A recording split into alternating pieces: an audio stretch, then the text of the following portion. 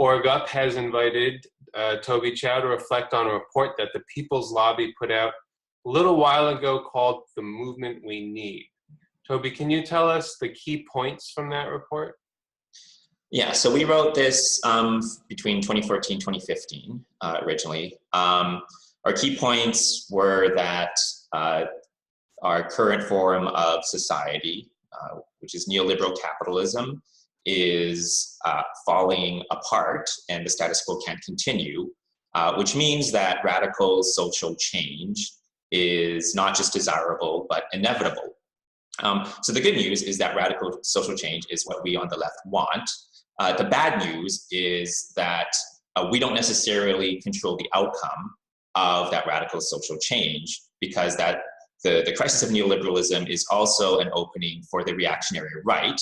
And if we don't seize the moment to determine where we end up coming out of this crisis, then the reactionary right is going to do that. And we will end up, instead of in a much more humane society, in something that's even more nightmarish than the neoliberal status quo that we're used to. So the left needs to rise to the occasion and organize around a big strategy to overcome neoliberalism. And an important part of what that means is overcoming the division between what we call the pragmatic left and the radical left.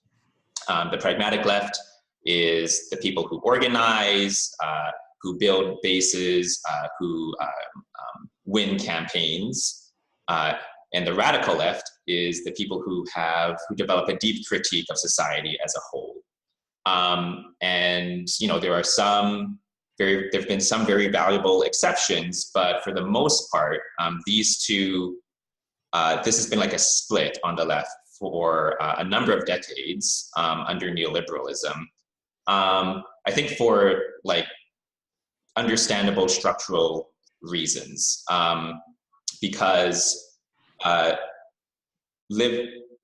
neoliberalism was strong and expanding and working very well as a system, it created an extremely hostile terrain for organizers on the left. And we were sort of systematically forced into defensive fights or into fights for small incremental changes that would make things a little bit better here or there.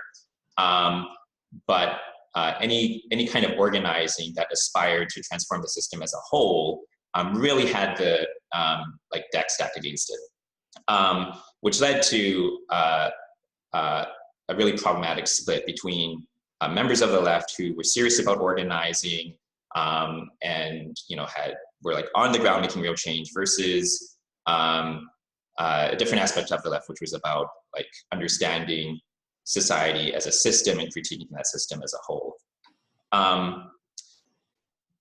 As neoliberalism stops working, there's an opening to create something new. And what that means is we need to unite the pragmatic strain of the left with the radical strain of the left, and start to create an analysis and a strategy that we can use in on-the-ground organizing to radically transform society.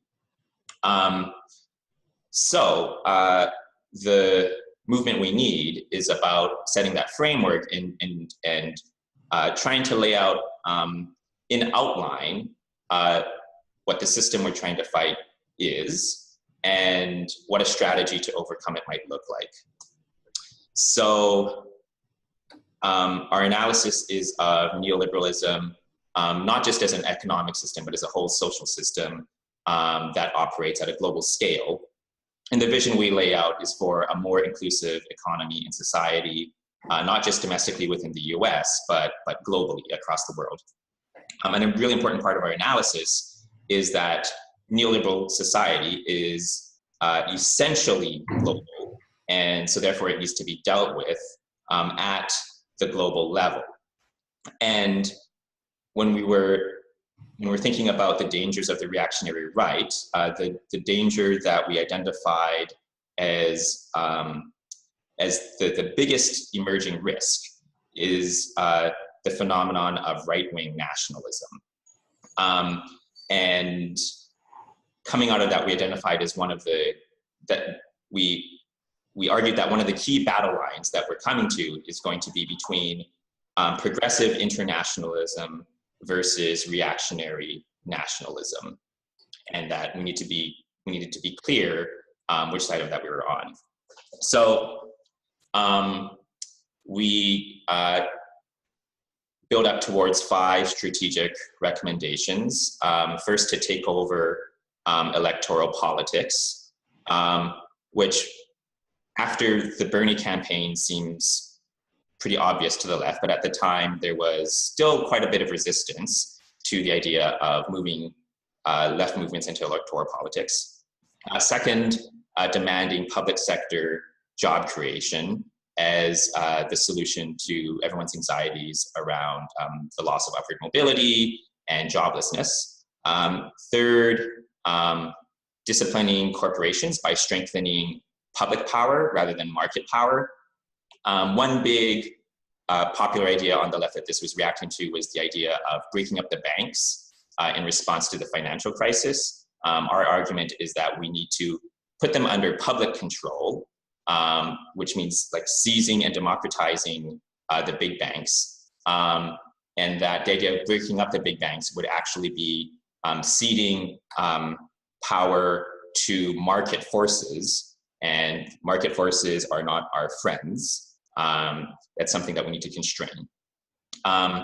Fourth, reject national borders and build global solidarity. The argument here is that a key part of the progressive movement has to be a platform and a narrative of global justice, because neoliberalism as a global system can't be fought and overcome just within the US. And last, demand democratic control over investment.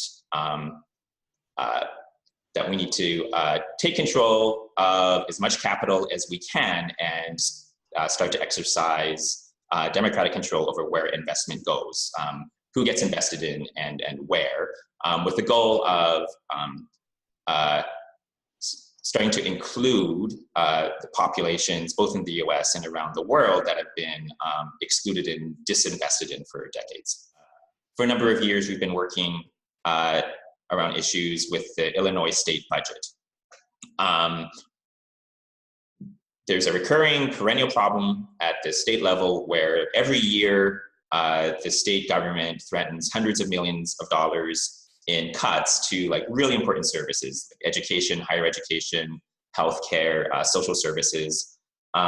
And the underlying problem there is that the Illinois state government has insufficient revenue. It's not collecting enough in taxes.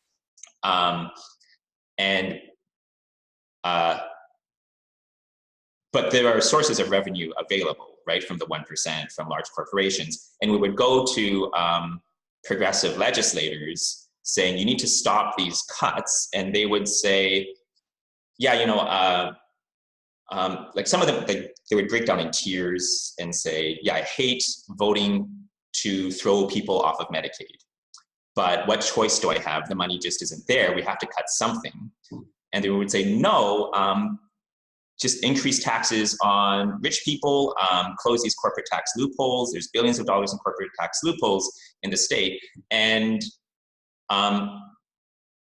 like we've made a lot of progress on this, but there was a time when we couldn't even have that conversation in an effective way, because even progressive legislators were so steeped in like small government ideology that they were just used to the idea of just taking it for granted that the money isn't there, right? So our message that actually the money is there, it's just concentrated in the hands of the few, and we need to get at it and get it to people who need it. Like, that was just an uphill battle, even with legislators who were sympathetic to us.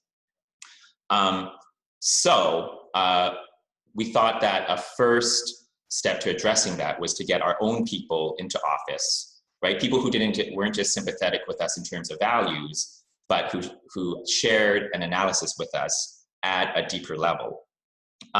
And we were also observing the success of the Tea Party, which was a minority force in the Republican Party, but had, to a significant extent, succeeded in pulling the entire political spectrum over to the right. I remember, I think it was in 2013, around one of the budget fights, the federal budget fights, the Democrats had been reduced to defending against the Republicans a budget with spending levels equivalent to the Romney-Ryan budget from 2012 that they had all attacked as like a giveaway to the rich and like extremist small government ideology, right? So from 2012 to 2013, the Tea Party, as a minority force within the Republican Party, had pulled the whole political discourse like that far over to their side. And, you know, we saw that there was a necessity for us to get more of our people into office, and also a huge opportunity because, you know, we saw in polling on multiple issues that there was and still is, a large popular base that supports progressive policies across a range of issues, well to the left of both the Republicans and the Democratic Party. And if we could organize that into an electoral force, then we could create sort of like a Tea Party of the left, but one that would be like much larger, much more popular, and much more powerful. So by the time I think we start writing the movement we need, we've already had some successes. Biggest one at that point would have been Will Guzzardi, a very progressive state legislator who went up against Tony Barrios, who was the daughter of the chair of the Cook County Democrats. So a very solid machine party with the whole Cook County machine behind her. And Will Guzzardi ran against her as like a David versus Goliath fight, and won based on a very progressive platform and a large progressive base behind him, which was like our people. So we saw that there was that potential. And you know, one of the narratives at the time was that the problem of money and politics made progressive challengers like unrealistic.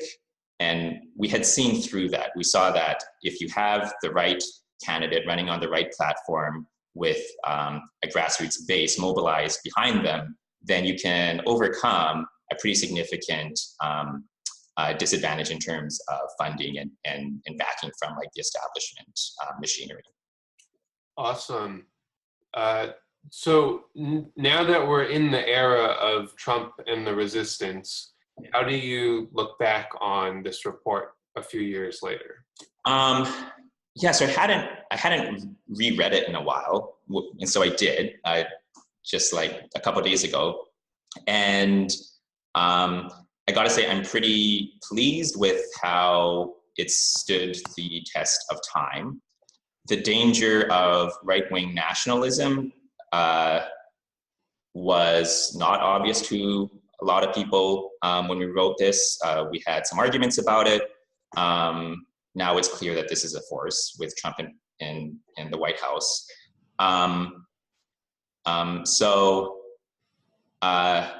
Yeah, I feel like we had a pretty good read of the terrain. And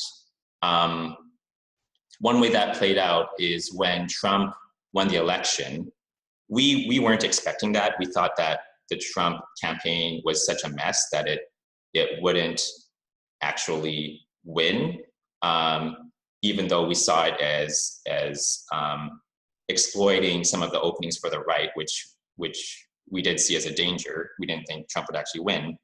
But when he won,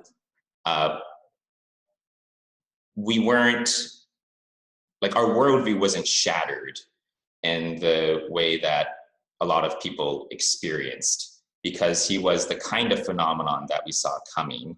And one thing I wish we'd done a better job at would have been like figuring out what we should do if a right-wing nationalist like Trump did come into power. Like, we didn't, a lot of our energy was invested in trying to figure out how to prevent that from happening. Because, I mean, for myself, I certainly thought, like, if a right-wing nationalist gets into power, then I don't know what we do. Like, maybe we've lost our shot and that's it. And I think now, a year into Trump's presidency, that's clearly not true. I think that the resistance against Trump has actually been very powerful, and that there are a lot of opportunities for the left now.